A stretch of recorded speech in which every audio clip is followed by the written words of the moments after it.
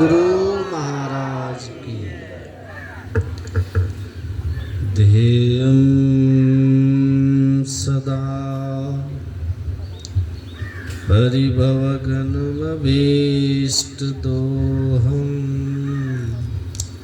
तीर्थास्पदं शिवविरञ्चिनुतं शरण्यम् वृत्यार्तिहं प्रणतपाल भवाब्धिपोतं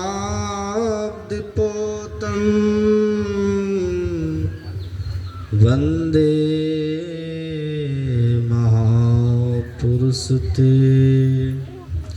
चरणारविन्दम्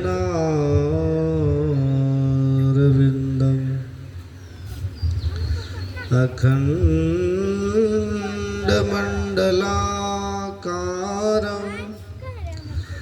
व्याप्तं येन चराचरं तत्पदं दर्शितं येन तस्मै श्री गुरुवे नमः। अज्ञानतिमिरान्धस्य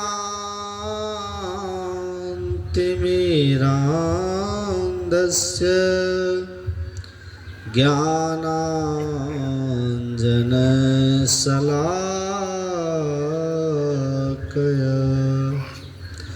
चक्षुरुन्मीलितं येन तस्मै श्री गुरवे नमः। तस्मै श्री गुरवे नमः। बोलिए प्रेम से श्री सद्गुरु श्री सद्गुरु श्री सद्गुरु महाराज। ये अभी पंखा बंद कर दिया, अब ठंडी अब अच्छा हवा आ रहा है।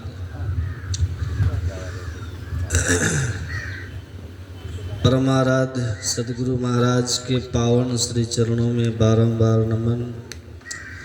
मंचासीन स्वामी कैलाश बाबा,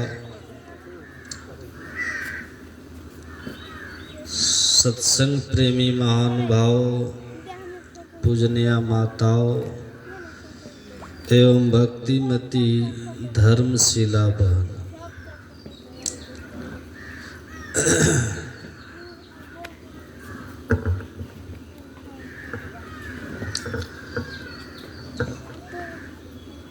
अभी हम लोग श्रद्धेय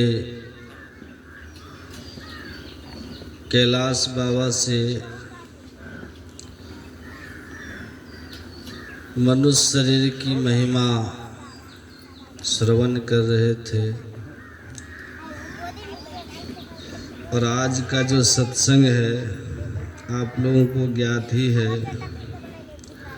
हमारे आदरणीय श्री सुखदेव महतो जी के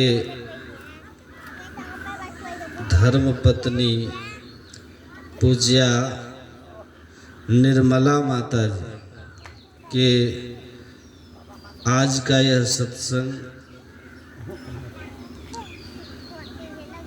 यहाँ के बड़े ही भक्तिन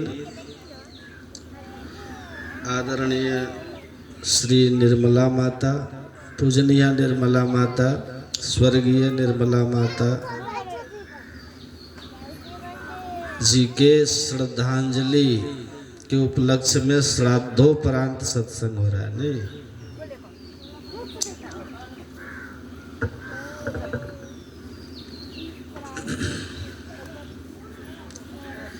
यह जीवन की सच्चाई है।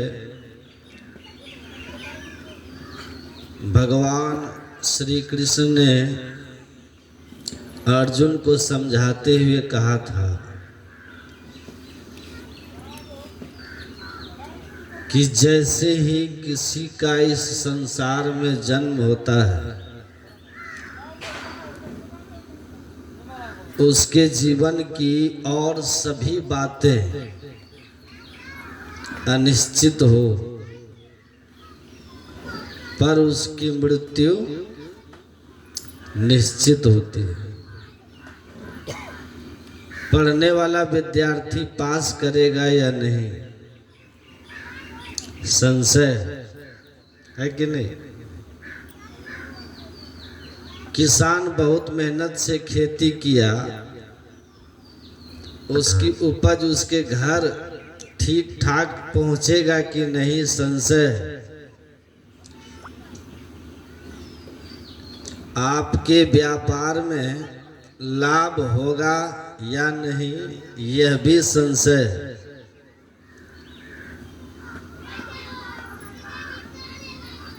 लेकिन इस बात में कोई संशय नहीं है कि हम एक दिन इस संसार से चले जाएं। जातस् ही ध्रुवो मृत्यु। जन्म लिया, मरना तय हो, आप बच नहीं सकते। साधोई मुर्दन का गांव सुना रहे थे ना, पीर मरे पैगंबर मर गए जिंदा जोगी, राजा मर गए प्रजा मर गए वेद या योगी रोगी। यहाँ राजा भी मरते हैं, प्रजा भी मरते हैं, डॉक्टर भी मरते हैं, केवल रोगी ही नहीं मरता। यह मुर्दन का गांव। आप दुनिया में कहीं रहिए, मकान में रहिए या दुकान में रहिए, शमशान आपको पहुंचना ही होगा। शमशान से नहीं बच सकते। करोड़ कोशिश कर लीजिए, है ना, आप शमशान से नहीं बच सकते। दो बातें जीवन में फिक्स है, वो मेरे चाहने और न चाहने से कोई फर्क नहीं पड़ता। याद रखिएगा, मतलब आपका जीवन एक अधूरा उपन्यास है, जिसके उपन्यास का पहला और अंतिम पन्ना पहले से परमात्मा ने एकदम कंप्लीट करके दिया है। हम में से कोई भी व्यक्ति अपने माता पिता का चयन नहीं किए अपनी इच्छा से कि मेरे माँ बाप कौन होंगे, हम लोगों ने तय नहीं किया। माता पिता हमें परमात्मा ने दिया। हमारे खून के सभी रिश्ते हमारे द्वारा तय नहीं हुए, उसमें हमारी कोई भूमिका नहीं। ईश्वर ने उस रिश्ते को हमारे लिए बना के भेजा, और जिनको भाई बना के भेजा वो भाई है। वो आप मित्र बन के रहो या शत्रु बन के रहो, भाई ही होगा। आप रावण विभीषण की तरह रहे या राम और भरत की तरह रहे, कहलाएंगे तो भाई ही, क्योंकि वो रिश्ते आपने बनाए नहीं है, वो ईश्वर ने बनाए। तो ये जो संसार है, इसका पहला पन्ना तय भगवान के द्वारा लिखा हुआ है। आपका बर्थ हुआ, जन्म ले लिया आपने, आदमी बन गए, बड़े भाग मानुष तन पावा, सुने ना। तो और अंतिम पन्ना जो वो मृत्यु है। इफ बट आप करते रहोगे कि 2 मिनट अगर वो रुक जाते तो ट्रक निकल जाता, एक्सीडेंट नहीं होता। वो रुक ही नहीं सकता, वो रुक ही नहीं सकता। तो आपका जन्म तय है, मृत्यु भी तय है। अब जो तय है और जो होनी है, उसकी कितनी परवाह करनी। गुरु नानक देव जी महाराज ने कहा, चिंता वाकी कीजिए जो अनहोनी होए, यह मार्ग संसार का नानक थिर नहीं कोई। चिंता उस बात की करो जो अनहोनी है, जो होनी है उसकी क्या चिंता करनी। जो जीवन में सबसे निश्चित बात है वो हमारी मृत्यु है। इसकी कितना चिंता आप कर लेंगे, हैं? इसीलिए जीवन ईश्वर की कृपा से अनमोल मिला है, मृत्यु तय है, लेकिन सबसे बड़ी खूबसूरती यह है इस जीवन का कि हमें हमारे अगले पल का पता नहीं है। यही खूबसूरती है इस जीवन की। अगर मनुष्य को उसकी मृत्यु का पता हो जाए,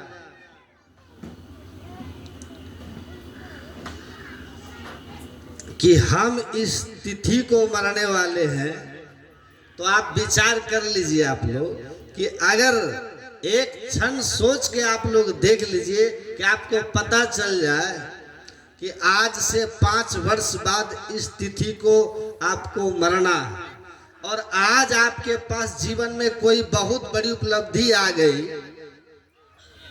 5 साल बाद आने वाली मृत्यु आपको अगले क्षण दिखाई देगा, और जीवन में जो भी खुशी के क्षण आए उस क्षण को आप अनुभव नहीं कर पाएंगे, क्योंकि सामने मौत दिख रही है ना। संत कबीर साहब के समय की बात है ना, बल्क बुखारे के जो नवाब थे, वो जो कोई साधु महात्मा मिल जाए तो कहते थे कि तुम महात्मा क्यों बन गया। तब कोई कहता था भगवान को पाने के लिए, कोई कुछ। तो कहते थे उनके मंत्री कि ये आदमी जो है ना झूठ बोल रहा है, सही जवाब नहीं दिया, इसको जेल में बंद करवाइए। कि ईश्वर भक्ति करना चाहिए तो हम भी जानते हैं, तो हम कहाँ सन्यासी बन गए, कहाँ साधु बन गए। मनुष्य शरीर बड़े भाग से मिला है, 84 लाख योनि में भटकने के बाद ही तो हम भी जानते हैं, तो कहाँ सन्यासी बन गए। ये झूठ बोल रहा है, ये गलत बोल रहा है, इसको बंद कीजिए। बंद करवा के सबसे चक्की पिसवाते थे महात्माओं से। सारे निकम्मा लोग साधु महात्मा बन जाते हैं, और ये मांग करके, खा करके और आराम से सो करके अपना जीवन गुजार लेते हैं। ये आलसी और निकम्मे लोग महात्मा हैं, इसलिए जेल में इसको बैठा के मत खिलाओ, इनसे चक्की पिसवाओ। गुरु रामानंद जी महाराज ने सुना यही बात, कहा कि बहुत सारे साधु महात्माओं को बंद करके जेल में और चक्की चलवा रहा है, तुम में से कोई जाके उस नवाब के प्रश्नों का सही जवाब दे के आओ। संत कबीर साहब को इसके लिए अनुमति हुई कि आप जाइए और जा करके उस नवाब को समझाइए। संत कबीर साहब चले गए, जाकर जानबूझ के सुबह सुबह राजा के दरबार के सामने घूम रहे हैं संत कबीर साहब, ताकि उसकी नजर पड़े तो हमको पकड़े। नजर पड़ी तो तुरंत सिपाही लोग पकड़ के राज दरबार में हाजिर किया। संत कबीर साहब को पूछता कि पूछिए इस साधु क्यों बना है, फकीर का भेष क्यों बना के आया है। तो राजा ने पूछा, हाँ जी बताओ तुम क्यों बन गए हो फकीर। तो संत कबीर साहब ने कहा कि मैं मौत को जान गया हूं, इसीलिए फकीर हो गया हूं, सन्यासी हो गया। मंत्री ने कहा मौत को कौन नहीं जानता है। देखिए, सवाल करने वाले के अनुसार जवाब देना चाहिए, सवाल जो करे ना उसके हिसाब से जवाब देना चाहिए, है ना। तो संत कबीर साहब है, वो तो महापुरुष संत पहुंचे हुए, कहा हम मृत्यु को जान लिए इसलिए सन्यासी हो गए, इसलिए फकीर है। कहा हम रोज देखते हैं मृत्यु को, रोज लोग मर रहे हैं, मृत्यु देख रहे हैं, कहाँ सन्यासी कोई हो रहा है, ये आदमी झूठ बोल रहा है, इसको भी जेल में डाले। संत कबीर साहब ने कहा ठीक है।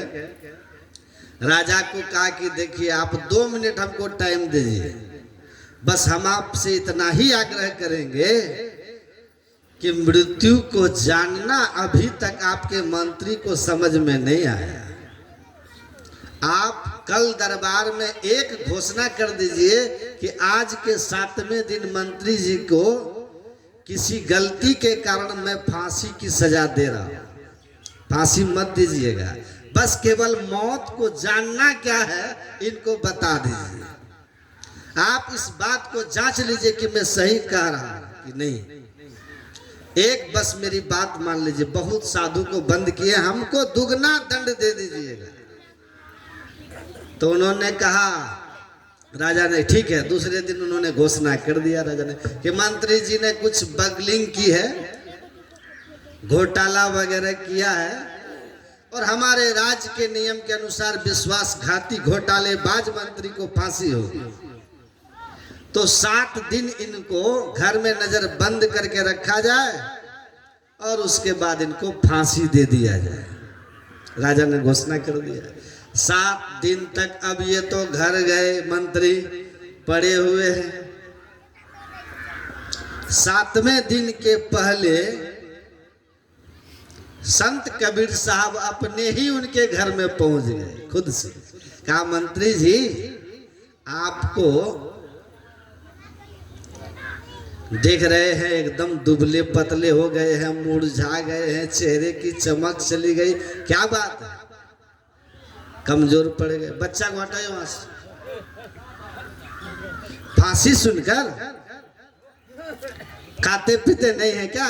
कहा क्या खाएंगे, हमको तो सामने मौत नजर आ रही, मृत्यु नजर आती है। कहा अच्छा मरना तो है ना, तो कल न मरिएगा।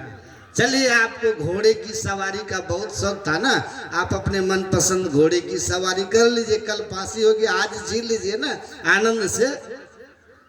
कहा जब कल मरना ही है तो आज घोड़ा पे चढ़ के शौक पूरा करके क्या करेंगे, क्या करेंगे? घोड़ा पे चढ़ के शौक पूरा हो जाए उससे हमको क्या मिल जाएगा? फांसी टल जाएगी क्या? कहा आप तो कह रहे थे कि मौत को कौन नहीं जानता है, आज सब सुख सुविधा आपके साथ है, लेकिन किसी सुविधा का आप लाभ नहीं ले रहे मंत्री। कहा ठीक है, उस दिन हम बोले तो मौत को ऐसे थोड़ी जान रहे थे जैसा आज जान रहे हैं। वो तो सोचते थे कभी होगी, सबकी होती है, अब तो मौत सामने है, तय हो गया कि बस 7वां दिन जाना है। तो अब मौत दिख रही है, इस तरह मौत को नहीं देखे थे, अब देख लिए, सब चीज से बेराग, किसी चीज में आकर्षण नहीं है। राजा साथ में थे, वो छिप के सुन रहे थे। संत कबीर साहब ने कहा महाराज आइए, ये कह रहे हैं कि मृत्यु को जिस तरह आज जान रहे हैं उस दिन नहीं जान रहे थे। हम मृत्यु को महापुरुष लोग ऐसे ही अनुभव करते हैं, हर क्षण हर क्षण। नहीं बालक नहीं यौवने नहीं वृद्धि कछु बंद, वह अवसर नहीं जानिए जब आए पड़े जमफन। तो हम उस मृत्यु को हर क्षण अपने सिर पे खड़ा देखते हैं। तो क्यों गफलत में पड़ा सिर पर बैठा काल, तुम गफलत में क्यों पड़े हो? काल आपके सिर पे बैठा होगा, ना जाने कि तुम्हारे है क्या घर क्या परदेश। भगवान कहते हैं मेरी प्रजाओं, यही जो 84 लाख प्रकार की योनियां है ना, इसी में ये जीव बहुत भटका है। आकर 4,84,84 भुगती घनी, अब बहुत सही जम मार, जम की मार बहुत खाए। अभी जो आप हम मनुष्य बने हुए ना, कितनी सुंदर व्यवस्था देख रहे हैं ना। भूख लगती है भोजन कर लेते, प्यास लगती है पानी पी लेते हैं, इधर घुमा दिए थोड़ा, काम करते करते थक जाते हैं विश्राम कर लेते हैं, गर्मी लगती है तो पंखा चला लेते, कूलर चला लेते, सर्दी लगती है रजाई की व्यवस्था कर लेते, कंबल की व्यवस्था कर लेते, हीटर चला लेते। ये सब तरह का संयोग, सब तरह की व्यवस्था इस मानव तन के लिए है ना। इसलिए भगवान सुने ना पाठ में कह रहे थे साधन धाम। इस मानव तन में सब तरह की व्यवस्था, साधन कहते हैं व्यवस्था को, सब व्यवस्था तो भगवान ने ये जो मानव का शरीर हम सबको दिया है, ये बड़ी कृपा करके दिया है। और 84 लाख योनियों में भटकते भटकते जब बहुत क्लेशित होते हैं, पीड़ित होते हैं हम जीवात्मा, तब देते शरीर देते। अद्भुत बात है। आपने कभी देखा, जो भी मनुष्य होता है सब 3.5 हाथ के होते हैं। आपके हाथ से, दूसरे के हाथ से नहीं, अपने हाथ से सबके सब 3.5 हाथ के होते हैं। आज जो बच्चा जन्म लेगा ना, आज ही उसको अपने हाथ से नाप करके देखिएगा तो वो भी 3.5 हाथ का होगा, उनके हाथ से। और जो 50 साल के पुराने हैं उनको भी नाप करके देखिए, वो भी अपने हाथ से 3.5 हाथ के ही होंगे। क्या सृष्टि है भगवान। संत कबीर साहब कहते हैं, घर तो 3.5 हाथ, ये क्या है, शरीर घर के समान है। जैसे घर में हम रहते हैं वैसे शरीर रूपी घर में ये जीव रहता है। तो संत कबीर साहब कहते हैं, ये जो शरीर रूपी घर है कैसा है, घर तो 3.5 हाथ, घना तो 4.25, कहाँ मरावे मेरिया लंबी भी तुषार।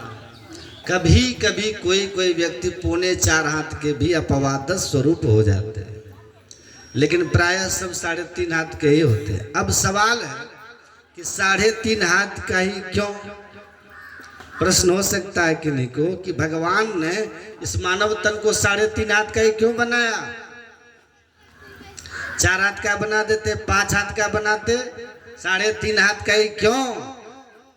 कारण क्या है? सुनिएगा ध्यान से। एक हाथ में कितना बित्ता होता है, नाप करके देखिएगा। एक हाथ में, अपने हाथ में अपने बित्ता से सबके सब 2 बित्ता का होता है ना। और एक हाथ में 2 बित्ता, तो 3.5 हाथ में कितना बित्ता हुआ? 7 बित्ता हो गया ना। और एक बित्ता में आप नाप के देखिएगा तो 12 अंगुल होते एक बित्ता में। एक बित्ता में 12 अंगुल, और 7 बित्ता में कितना अंगुल? बरसते 84 अंगुल। ये 84 अंगुल का शरीर भगवान ने दिया है। इसके पीछे राज क्या है? इसके पीछे रहस्य क्या है? मर्म भेद क्या है? एक ही बात है इसके पीछे। भगवान कहते हैं 84 लाख योनियों का चक्कर काट करके जो जीव इस मानव तन में आया है, इसलिए 84 अंगुल का है। और इसी मानव तन में रह करके हम 84 लाख योनियों में जाने के कारण को मिटा सकते हैं, इसलिए मानव तन 84 अंगुल का है। दोनों बात है। 84 लाख योनियों में भटकते भटकते हम मनुष्य बने, इसलिए 84 अंगुल का है। और इसी मानव तन में रह करके हम 84 लाख योनियों से मुक्त हो सकते हैं, इसलिए 84 अंगुल का है ना। अब सुनिएगा ध्यान से, आप बड़भागी क्यों हैं? इसलिए आप बड़भागी हैं कि कर्मण्येवाधिकारस्ते, आपको कर्म करने का, आपको कर्म करने का अधिकार है। कर्म करने का अधिकार आपको है, फल का अधिकार आपको नहीं है। और केवल मनुष्य को ही कर्म करने की स्वतंत्रता है, और यही बड़भागीपन है आपका। एक कुत्ता अपने पूर्वकृत कर्मों के बंधन में बंधा हुआ है, कुत्ता, उसको कोई स्वतंत्रता नहीं। आप, हमारे आचार्य श्री कहते हैं कि घोड़ा गाड़ी चलता था ना पहले, उस घोड़ा गाड़ी में, घोड़ा गाड़ी को कौन खींचता था? घोड़ा। पैसा किसको मिलता था? घोड़े को। किसको मिलता है? कोचवान को मिलता है ना, घोड़ा गाड़ी के मालिक को। घोड़ा खींचा तो घोड़े को क्यों नहीं मिला? क्यों नहीं मिला घोड़े को? क्योंकि घोड़ा भोग, केवल भोग का अधिकारी है। सुख और दुख उसके पूर्वकृत कर्म पर है। कोई बड़ा शांति से आश्रम में जाके देखिए गाय को, कुप्पा घाट जाके देखिए, कुप्पा घाट आश्रम की गायों की सेवा, कितना आराम से खड़ा होने के लिए उसके पैर के नीचे बालू के ऊपर गोबर को सुखाकर भुरभुरा बना दिया जाता है, ताकि उसके पैर में किसी तरह का कठोरपन अनुभव ना हो, पक्का पे खड़ा रहे। तो इतना बढ़िया बना दिया गया। खाने के लिए कितने अच्छे अच्छे अन्न मिलते, दूध दे ना दे लेकिन उसका सम्मान बहुत है। क्यों? उन गायों का पुण्य है। कोई ऐसी भी गाय है जिसको रोड पे घूम रही है, दूध देना बंद कर दिया तो क्या क्या कर्म होता है देखते हैं। आप अपने बैल को जोत करके हल चला करके उपजा लेते हो फसल, और अब अपने बैल को आप कहो कि लो इसमें से 25 किलो जाओ सत्संग में दान कर देना, मंदिर में दान कर देना, गरीब को दान कर देना, बैल करेगा? कर्म कर सकता है बैल? हल खींचेगा, क्योंकि पूर्वकृत कर्म से वो बैल है। और जिस योनि में है वहां केवल भोग है, वो अपने भोग से मुक्त होने के लिए कोई उपाय नहीं कर सकता। लेकिन केवल और केवल मनुष्य ही एक ऐसा है जिसको कर्म करने की स्वतंत्रता है। आप अपने भाग्य को बदल सकते हो। मनुष्य अपने भाग्य का निर्माता है, और इसलिए मनुष्य बड़भागी है। देवताओं के लिए भी कहा, किसी लोक में जो रहने वाले हैं उनके पास भी शुभ कर्मों का बल है, लेकिन वो भी अपने फल शुभ कर्मों की समाप्ति के बाद पुण्य छीन सोई देव स्वर्ग से नरक में आवे। लेकिन मनुष्य जीते जी नरक से स्वर्ग में जा सकता है, और कुकर्म करके सुखमय जीवन को नरक बना सकता है। और यही सिर्फ एक बार कर्म की स्वतंत्रता, मोक्ष का द्वार। अगर आप मोक्ष के द्वार में प्रवेश करने का साधन करते हो, उसके लिए आपको सत्कर्मी बनना पड़ेगा।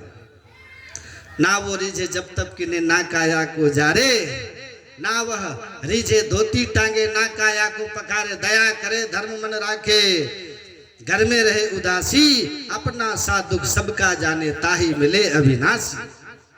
आपको सत्कर्मी बनना पड़ेगा।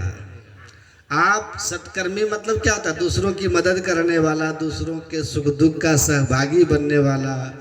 आपको अधिक है तो दान करो, जरूरतमंद को सत्य बोलो, झूठ मत बोलो। झूठ, चोरी, नशा, हिंसा, मुर्गा, अंडा, जितना कुछ सुनते हैं वो सबको छोड़िए, और व्यभिचार, इन सब पापों को छोड़कर सदाचारी बनिए। करनदार सदगुरु नावा संत सदगुरु के शरण में जाकर के अगर आप सत्संग और ध्यान करते हैं, मोक्ष के मार्ग पर चलते हैं, तो और संसार का जो आपका कर्म है, कर्तव्य कर्म है, जहां भी आप हैं उस कर्म को ईमानदारी से कर रहे हैं, तो आप अपने मनुष्य तन जो बड़ भाग से मिला उसके साथ न्याय करके आप अपने लिए स्वर्ग अर्थात सुख मोक्ष का मार्ग तय कर रहे हैं। पर इसी शरीर को पाकर अगर आप न मोक्ष मार्गीय हैं, न सदाचार के मार्ग पर है, न भक्ति मार्ग पर, मतलब भक्ति सदाचार सत्कर्म को आपने त्याग दिया, या जीवित सुखम जीवित वाली भावनाओं पे हैं, जो खाना है खाइए, जो पीना है पीजिए, जो करना है करिए, बेईमानी शैतानी एक दूसरे के साथ क्या कहते हैं वो रगड़ा रगड़ी, उतना ग्रामीण भाषा भी हमको नहीं आती है। आप आपस में लड़ते झगड़ते एक दूसरे का पैर खींचते हैं, तो कहते ऐसा मत कीजिए, सहयोगी बन के रहिए।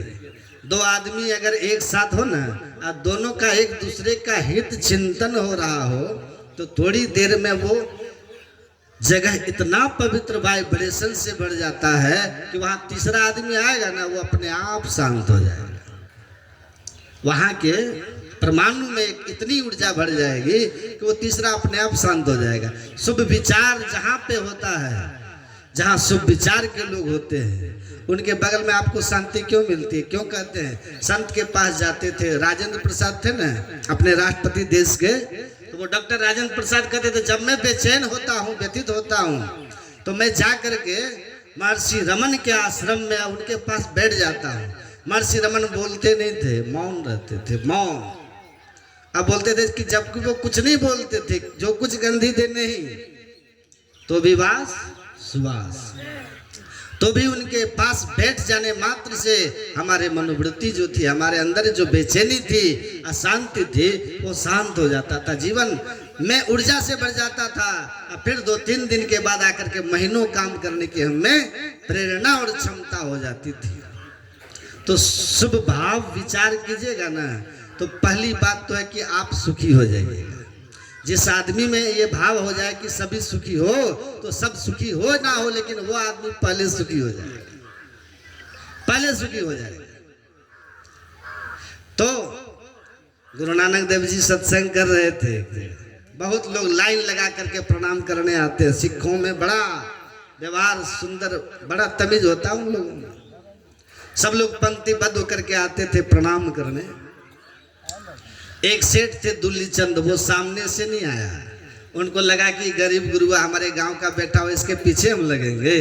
वो बगल से आया, आकर के सोना का 5 सिक्का रख दिया, स्वर्ण सिक्के, अब प्रणाम किया। तो गुरु नानक देव जी तो समझ गए, संत थे ना, धन का अहंकार है और अहंकार से सब कुछ बिन से, चाहे धन का अहंकार हो, विद्या का अहंकार हो, रूप का अहंकार हो, चाहे जाति का अहंकार हो, अहंकार जिसका भी जीवन में किसी कारण से है, तो वो विनाश की ओर ही ले जाता, पतन का मार्ग प्रशस्त कर देता है।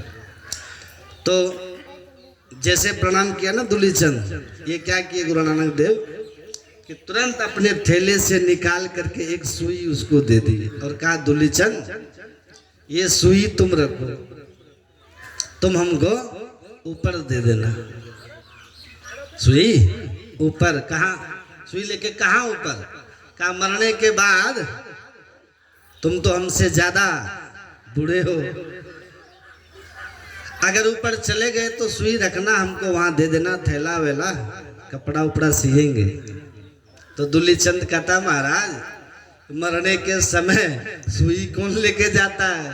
कोई कुछ लेके नहीं जाता, कोई कुछ लेके नहीं जाता। का बड़ा ज्ञानी हो, है? इतना ज्ञान है कि मरते समय कोई कुछ लेके नहीं जाता। काया हंसा संगोया वा जाता जोगी किनु न पावा। शरीर के साथ इस दुनिया में आते हैं, जाते समय शरीर भी छोड़ के जाते हैं, है ना, छोड़ के जाते ना शरीर को। एक साधु बाबा थे, उनको कोई कह दिया कि बाबा बाहर जाते ना, सत्संग करके आते हैं, बहुत माल रखे कुटिया में। तो अपराधी तो जानते ही हैं, चोर बदमाश, 2-4 बदमाश शराब के नशे में चला गया। बोले बाबा माल निकालो, कहाँ रखे हो? तो बाबा बोले कि माल कहाँ है, जो थोड़ा बहुत था दे दिया। जब दे दिया तो लोग ले करके कहा कि कालो बहुत है, तो 4-5 हजार है। तो बाबा बोलने लगे, जय गुरु महाराज नफे में, जय गुरु महाराज नफे में, जय गुरु महाराज नफे में। तो चोर सब सुनाओ हो बहुत कुछ है छिपा के रखा, 5,000 दे के तब न कह रहा कि 90 में 5,000 से जान छूट गया, घूम के आया लोग। कहाँ है? हैं? पूरा कुटिया छान लिया, कहा कि कह रहा कि 90 में इसका सब कपड़ा उपड़ा उतारो तो ये बहुत बनता है। एक लंगोटी छोड़ दिया लोग, एक टीला पे जाके खड़ा हो गया, वहां भी कहने लगा जय गुरु महाराज 90 में, जय गुरु महाराज 90। कहा 90 में? कहा कि टीला खोदो तो लगता वहीं छिपा के रखा है, थोड़ा खोदा लोग कुछ नहीं मिला। कहा बाबा अरे कपड़ा तक देह पे उतार लिए, न कुटिया में कुछ है, बर्तन उर्तन सब समेट लिए, कुछ छोड़े नहीं, कुटियो ढा दिए आपका। अब बचा क्या आपके पास जो कहते हैं कि 90 में? कह रहे बेवकूफ, जब जन्म लिए थे तो नंगे आए थे, एक लंगोटी छोड़ दियो, अब यो लंगोटी 90 में।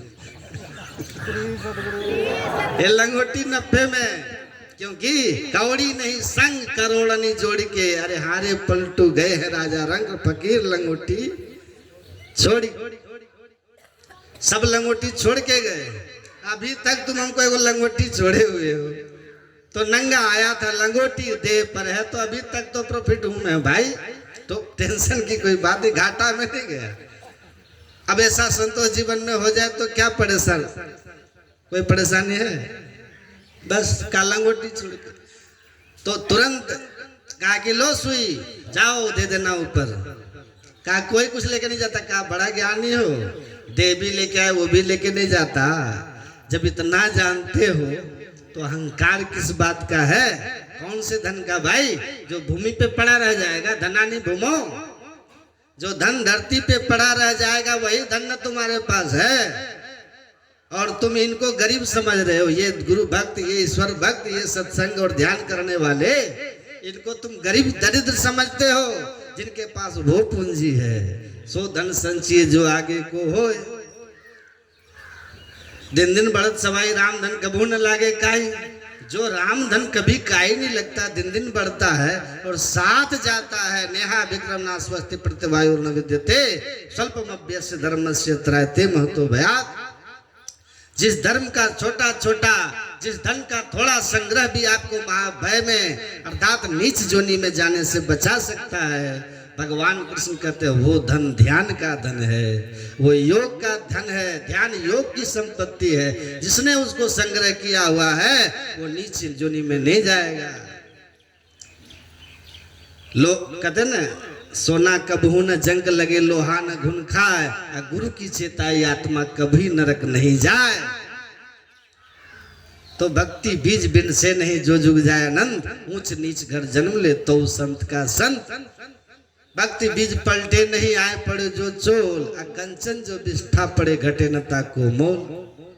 तो कहते आप ये भक्ति का बीज जब तक अपने अंदर में है, तो ये गुरु भक्त तुमको गरीब लग रहे हैं। जिनके पास राम का धन है, भक्ति का धन है, जिनके पास ध्यान और सत्संग का धन है, जो साध जाएगा, नरक से बचाएगा, नीच जोनी में नहीं जाने देगा। ये गरीब दरिद्र दिखते हैं तुमको, और तुम्हारे पास धरती पे रह जाने वाला सारा का सारा धन, जिसका एक कौड़ी भी लेके नहीं जा सकते हो संग, उस धन को पाकर के तुम इतने अहंकार से भरे हो तो तुम्हारा क्या होगा? इसलिए गुरु महाराज कहे अरबपति खरबपति हो जाओ, बड़े विद्वान हो जाओ, बड़े रूपवान धनवान सब कुछ सम्मान के अधिकारी हो जाओ, लेकिन अगर तुमने दीक्षा लेकर साधन धाम मोक्ष कर द्वारा पाई न जही परलोक सवारा, इस मोक्ष के द्वार का ज्ञान सीख करके अगर अपना परलोक नहीं संवारे हो, इस जीवन के बाद के जीवन का नहीं सोचे हो, तो सो पड़तर दुख पावे सिर दुंदनी पछता। तो आपको पछताना पड़ेगा। शरीर का जीवन थोड़े काल का है, आत्मा का जीवन बहुत लंबा है। ये हमारा आत्मा की, इसको संवारने के लिए आपको साधना करना होगा। अगर नहीं करते हैं, गुरुमुख नहीं है, तो गुरु महाराज इसलिए कहते हैं गुरु दयाल दया कर दिए भेद बताई, महाभागी जीव के दिए भाग जगाए।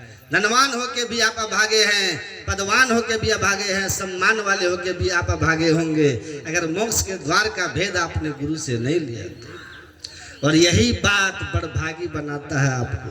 भेद लिया, साधन शुरू किया, सदाचार का जीवन है, कर्तव्य कर्म ईमानदारी से कर रहे हैं, आप मनुष्य शरीर पा करके मोक्ष के मार्ग पे जा रहे हैं, उस अवस्था की ओर जा रहे हैं जहां आपके सामने देवता नतमस्तक होके खड़े हो जाएंगे। सतगुरु पशु मानुष करे, मानुष थे सिद्ध सोय, दादू सिद्ध से देवता देव निरंजन होय। जीवन में गुरु आते हैं तो आपके अंदर का बड़भागीपन जागृत हो जाता है, जागृत हो जाता है। पशुता रहती है, आप जानते हैं ना, दुर्मति। दुर्मति क्यों है? क्योंकि गुरु नहीं है। गुरु नाम है ज्ञान का। जीवन में सदगुरु आएंगे, सदज्ञान देंगे तो आप दुर्मति को त्यागेंगे, सद सम्मति आप में आएगी। तो इसके लिए कहा कि गुरु करनधार, भगवान कहते हैं ना गुरु के शरण में जाओ। पशुता भरा जीवन है मनुष्य का तब तक जब तक गुरु के ज्ञान में नहीं, क्योंकि वो तब तक इतना ही जानता है, आहार निद्रा भय में तुनंच समान में तत् पशु हिरणाराणा। आहार निद्रा भय और संतान उत्पन्न करना, ये तो पशु और मनुष्य में समान है। जानते हैं, मैं देखा एक बगीचे में चिड़िया का घोंसला देखा, वो चुन चुन करके पत्ता लाती थी और इस तरह से घोंसले को बना रही थी।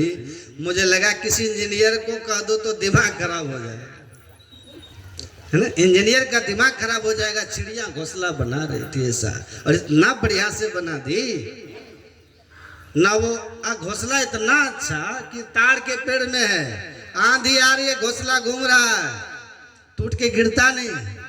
और क्या, मुंह ऐसे नीचे से है, वर्षा कितनों बरस जाए एक बूंद उसके अंदर में घुस नहीं सकता। एकदम फुल वाटर प्रूफ पक्की ढलैया है, और जोड़ भी नहीं छोड़ा है कहीं पर, ऐसा एकदम बना दिया है। पेड़े उलट जाए तो घोंसला को कुछ होगा। ये क्या कमाल है, देख लीजिए। तो उसको भी ज्ञान है घर बनाने का, आपको भी राजमिस्त्री वाला ज्ञान है। आप और चिड़िया दोनों समान हैं। दाना चुन के वो भी घोंसले में बच्चे को खिला रहे, आप भी घर में खिला रहे, समान है ना। कहाँ आप विशेष हैं। चिड़िया किसी गुरु से दीक्षा लेकर के ध्यान नहीं कर सकती, ना ही सत्संग सुन सकती। आप सत्संग ध्यान करके मोक्ष के मार्ग को जानकर और अपने जीवन को संवार सकते हैं सदगुरु के शरण में जाकर, वरना आप और चिड़िया में कोई अंतर नहीं है। इसलिए दत्तात्रेय जी महाराज राजा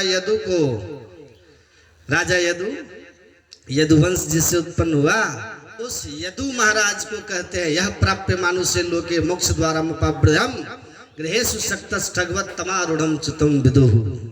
कहा, हे राजन, हे राजा यदु, सुनो, मोक्ष के द्वार से युक्त इस देव दुर्लभ मनुष्य शरीर को प्राप्त करके जो मोक्ष का साधन नहीं करता,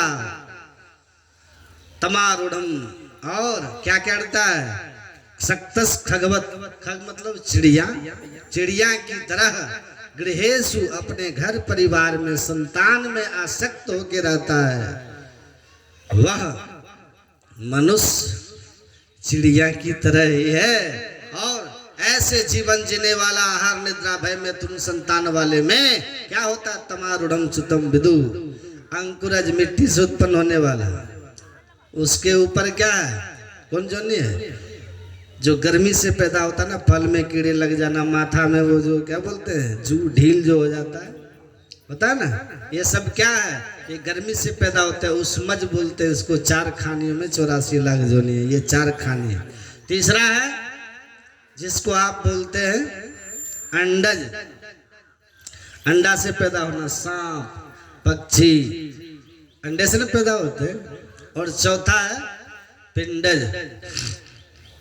जो माँ के गर्भ से पैदा लिया, गाय, भैंस, बकरी, आदमी, ये सब मनुष्य है ना, ये सब आता है ना, सीधे गर्भ से शरीर आता है। ये 4 खानी 84 लाख योनि। तो इन 84 लाख योनियों में अंकुरज से उसमज श्रेष्ठ है, और उसमज से अंडज श्रेष्ठ है, अंडज से पिंडज श्रेष्ठ है। अब पिंडजों में चौपाया, और उनमें सबसे ज्यादा 2 पाया मनुष्य है श्रेष्ठ, और इतना श्रेष्ठ है कि देव दुर्लभ है, क्योंकि आकर 4,84,000 जोनि भ्रमती है जीव अविनाशी जीव 84 लाख योनियों में भ्रमण करके मनुष्य शरीर में आया है। इतनी ऊंचाई है कि देव दुर्लभ है, लेकिन ऐसे शरीर को पाकर पाई न जी परलोक सवारा, पा करके जो गुरु से युक्ति लेकर के परलोक मोक्ष नहीं समारा, अपने आगे के जीवन की परवाह नहीं किया, तमारूढ़ं च्युतं विदुः। सो आत्महन गति जाए, उसका क्या दुर्दशा होगा, आत्महत्या करने की। भगवान विष्णु कहते हैं, देव दुर्लभ, लेकिन शरीर कैसा है, पानी का सा बुलबुला, यह तन ऐसा पानी के बुलबुले के समान है। नलनी दलगत जलमति तरलम तद्वत जीवन मति से चपलम, छन में सज्जन संगति रेखा भवती भवार्णव तरनव नौका। जगत गुरु शंकराचार्य जी महाराज कहते हैं, अरे कमल के पत्र पर जैसे पानी की बूंद गिरती है और गिर करके लुढ़क जाती है, टिकती नहीं है, क्षण मात्र के लिए टिकी और लुढ़क गई, वैसे ही ये मनुष्य का शरीर समझना है देव दुर्लभ, लेकिन कमल के जल के समान है, पानी के बुलबुले के समान है। यह अनित्य है, अनिस्थिर है, सदा रहने वाला नहीं है, और कब कहाँ नष्ट हो जाए इसका कोई ठिकाना नहीं, इसका कोई ठिकाना नहीं। सोचिए, एक आप टेलीविजन खरीदते हैं, उसकी भी गारंटी वारंटी पीरियड होती है, होते है ना। सब चीज जो खरीदे आप उसके गारंटी वारंटी खोजते हो, आपका कोई गारंटी वारंटी ले सकता है? कि tomorrow you will be here on this planet to see the beautiful creation of this god. क्या अगले दिन आप परमात्मा के सुंदर सृष्टि देखने के लिए रहेंगे? Who will guarantee you? कौन आपको गारंटी दे सकता है? नो वन, कोई नहीं। कोई कंपनी गारंटी नहीं लेगी आपकी। उसके बावजूद अगर आप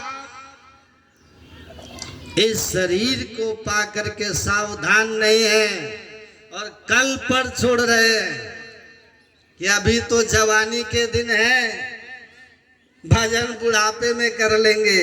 हाँ, बुढ़ापा आने के पहले ही अगर काल पहुंच गए तो बिना भगवत भक्ति किए शरीर से चले गए तो सिर धुन धुनि पछताए। नहीं बालक नहीं यौवने नहीं वृद्धि कछु बंद, वह अवसर नहीं जानिए जब आए पड़े जम बंद। तो जम का फंदा कभी भी आएगा। कहते हैं बड़ा दुर्लभ लेकिन बड़ा नासवान है, बड़ा नासवान। Handle with care. थोड़ा सा करंट का झटका लगा और 440 वोल्ट का झटका लगा और जीव बाहर और आप यहां से चल दी। कहानी खत्म। सड़क से गुजर रहे हैं, कार का एक धक्का लगा, शरीर सड़क पर और आप निकल लिए। कहां निकले? क्या समझते हैं? निकल लिए तो निकल लिए? अरे नहीं, निकल लिए शरीर से बड़े भयानक दुख की ओर चल दिए। कहते हैं गलती मत करना कि शरीर से निकल गए तो दुख से निकल गए। जी नहीं, अभी तो बहुत कुछ बाकी है। एक मुर्दा जल रहा था, एक महात्मा जी गुजर रहे थे। महात्मा जी ने कहा, लोगों ने कहा सब जल गया, थोड़ा सा बचा है। लास्ट में जो बचता है ना, कहा सब जल गया, थोड़ा बचा है। तो महात्मा जी ने कहा थोड़ा जला है, सब बचा है। थोड़ा जला है, ज्यादा बचा हुआ है। भाई तुम एक शरीर को न देख रहे हो, ये दुर्लभ शरीर इतना ही नहीं है। इस शरीर के अंदर देहस्था सर्वविद्याश्च देहस्था सर्वदेवता देहस्था सर्वतीर्थानि गुरुवाक्येन लभ्यते। बिंदुनाद महालिंगम शिव शक्ति निकेतनम देहम शिवालयम प्रोक्तम सिद्धिदम सर्वदेहिनाम। कहाँ सब जल गया? अरे साथ गया है, उसको न देखो कितना लेकर गया है। सूक्ष्म शरीर के साथ में वो जीवात्मा अपने जीवन भर के किए हुए अच्छे बुरे कर्मों का भार लेकर गया है, बाहर लेके गया है। इतते सब जग जाइया भार लदाए लदा। यहाँ से सब भार ले लेकर के जाते हैं कर्मों का। कहाँ कहते हो खत्म हो गया खेल, तो अब शुरू होगा। Death is not the end of life but it is a beginning of new life. पश्चिम का दर्शन भी कहता है, प्लेटो भी कहते हैं कि यह मनुष्य के मृत्यु को जीवन का अंत मत समझो, एक नए जीवन की शुरुआत समझना। और that new life completely depends on action performed as human on earth. और वो नया जीवन आपका निर्भर करेगा इस मनुष्य के शरीर में रह करके किए हुए कर्मों पर। इसलिए सावधान, वेवियर ऑफ योर एक्शन। आप अपने कर्मों के प्रति सावधान रहना, क्योंकि धनानि भूमो पशुहि गोष्ठे नारी गृद्वारी जन शमशाने देहश्चितायाम पर लोक मार्गे कर्मान गो गच्छति जीव एक। ये धन वैभव संपत्ति सब धरा का धरा पर धरा रह जाएगा, लेकिन उनको कमाने के लिए जिन तरीकों को आपने अपनाया था पाप या पुण्य का, याद रखना वही आपके सिर पे बोझ बनकर आपके साथ जाएगा। पाप की पोट धरे सिर ऊपर किस विधि है हल्की। पाप की पोट को लेकर के जाओगे, अब पर लोग कैसे आपका हल्का होगा? यात्रा कैसे सुखद होगी? जो यात्रा में बहुत सामान लेके जाता है उसको कहीं यात्रा का आनंद मिलता है? पाप का बोझ सिर पे लेके जाओगे और जीवन आप पर लोग की यात्रा आपका कैसे सुखद होगा? सावधान, जीवनो थोड़ो है मत जगत में गफलाई। गुरु महाराज कहते माघ भूखा बा मुख पड़ो है बावरे, होश कर चे तो सवेरे, बचो ध्यान के दावरे। काल मुख से नींबू की भागो, ध्यान के बल भाई रे, ऐसो अवसर खोई हो तो रोई हो पछताई रे। सावधान जीवनो थोड़ो है, मत जगत में गपलाई। गुरु महाराज गपलत में मत रही, शरीर छूट जाएगा।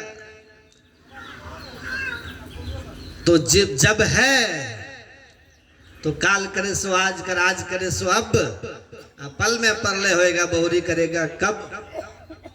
इसको ठीक से समझो, इसको ठीक से याद रखो। कल के भरोसे मत छोड़ो कि कल करेंगे।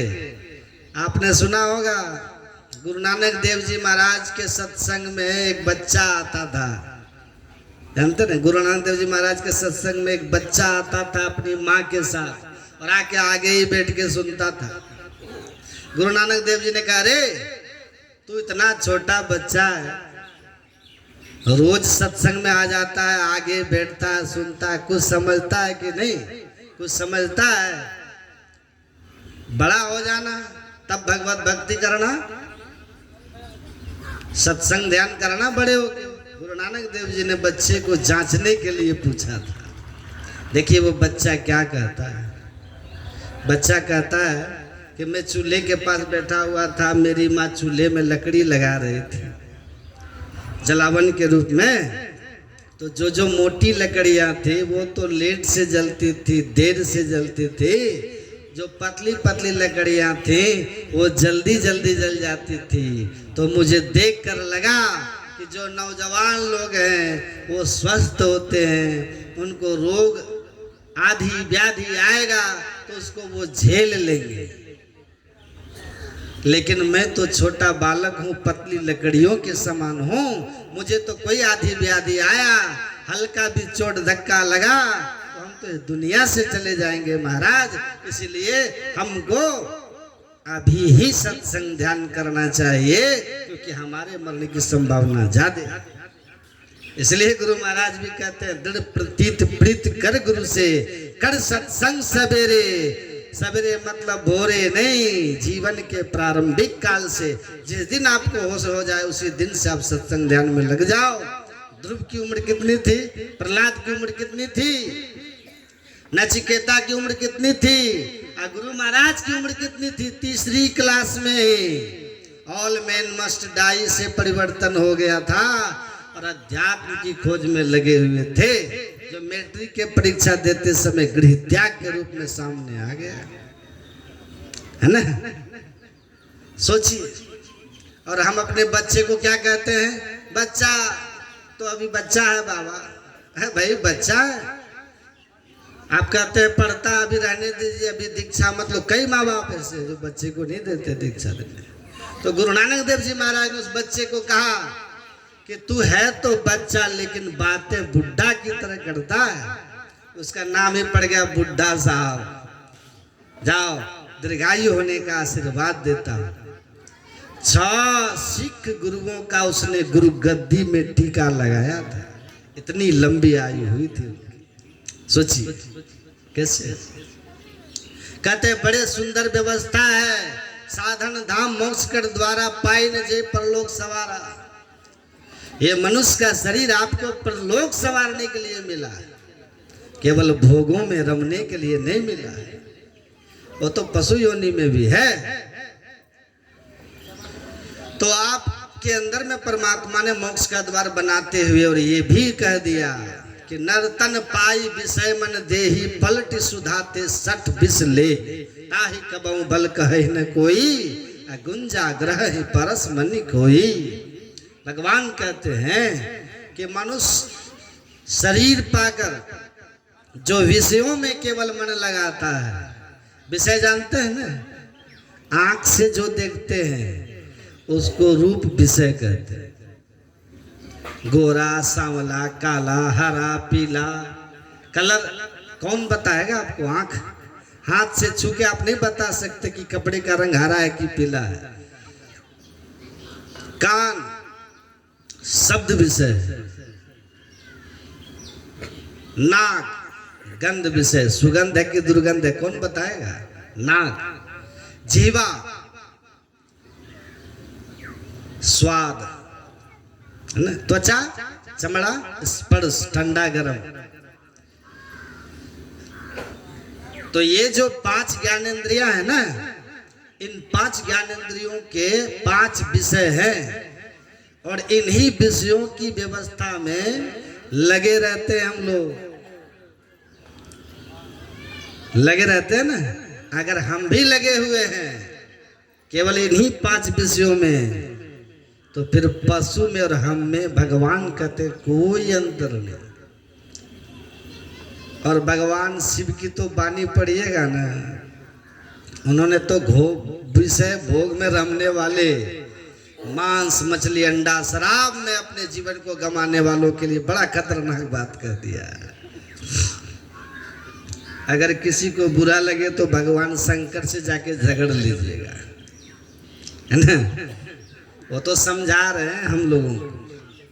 कहते हैं आत्मार्थे पर प्राणान हिंसा स्वादु फलेप्सया गृह व्याघ्र सिंगाले च राक्षसे तो समस्तु सा।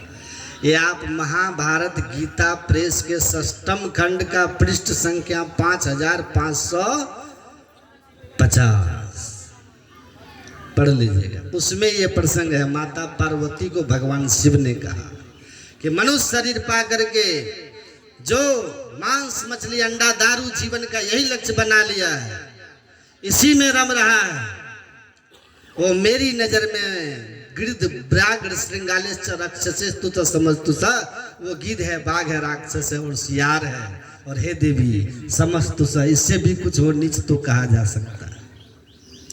ये हम नहीं कह रहे, धर्मशास्त्र कह रहा है।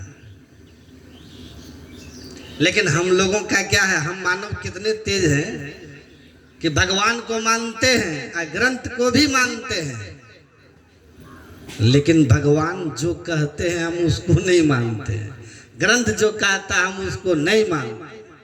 कितने तेज है, बहुत ऊंचा ज्ञान है ये ज्ञान परमात्मा की अहोत की कृपा से ही सुनने के लिए मिलता है। नहीं, कबीर साहब कहे ब्रह्म चीने नहीं ब्रह्म पूजत फिरे ही के नैन क्यों फोर डारी।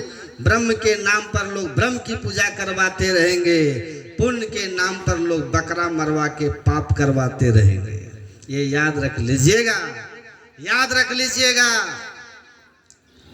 मुल्ला कहते ना, मुर्गा मुल्ला से कहे जीवा करत है मोही, साहब लेखा मांगसी विपत्ति पड़े हैं तो ही। इसी तरह बकरा हिंदू से कहे बलि देते है मोही, ईश्वर लेखा मांगे है विपत्ति पड़े हैं तो ही। जिस दिन वो हिसाब मांगेंगे कि बताओ क्या किया था, विपत्ति में फंस जाओगे, विपत्ति में फंस जाओगे। उस दिन कोई काम नहीं आएगा, कोई काम नहीं आएगा कि ये क्या कर रहे हैं, क्या किए हो, उस दिन जवाब नहीं फुरेगा। देवी माँ भी कहेगी मेरे नाम पर इन लोगों ने इतना पाखंड फैलाया और मेरे ही संतानों की हत्या मेरे सामने की है। मैं सबकी माँ हूँ, मैं सबकी माँ हूँ, है ना। दुर्गा देवी दुर्गा सबकी माँ है कि नहीं है? हम भी कहते हैं माँ दुर्गा, कहते हैं ना, और आप भी कहते हैं माँ दुर्गा। आपका बेटा भी माँ दुर्गा कहता है, बेटा फुआ कहता है, दादी कहता है, नानी कहता है, क्या कहता है? दादी माँ कहता है बेटा आपका। वो तो जीव मात्र की माँ है ना, शरीर का नहीं, जीव से उनका संबंध है। तो सब जीव की माँ है। बकरा में जीव दूसरा है क्या? उनकी माँ नहीं है।